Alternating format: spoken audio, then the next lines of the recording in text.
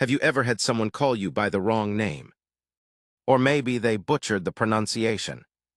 You can usually ignore it, correct them, or get a little annoyed, especially if it seems intentional. Well, these reactions are actually a great way to understand how communication works. And that's what we're diving into today. The different models of communication and the power of language. First up, we have the transmission model, also called the action model. Think of it like a one-way street.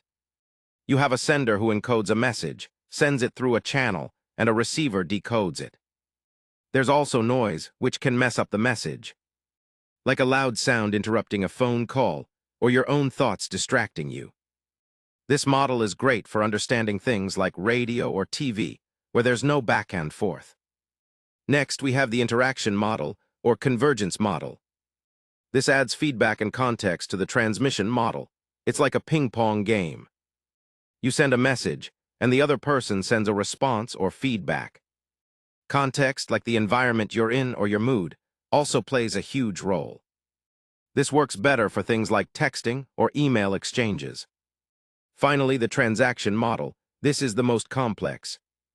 Here, both people are simultaneously sender and receiver. You're constantly sending and receiving messages, both verbal and nonverbal, and adjusting your communication on the fly. Think about giving directions and seeing someone's confused face. You immediately change how you explain it.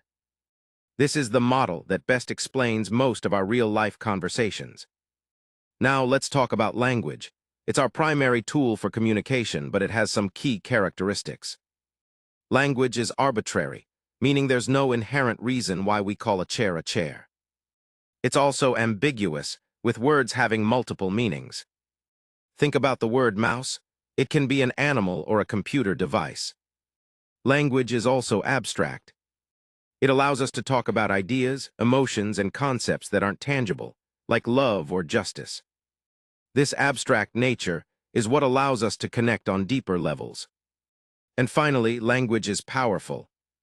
It shapes our reality, helps us name and understand things, and crucially, it can be used to include or exclude people.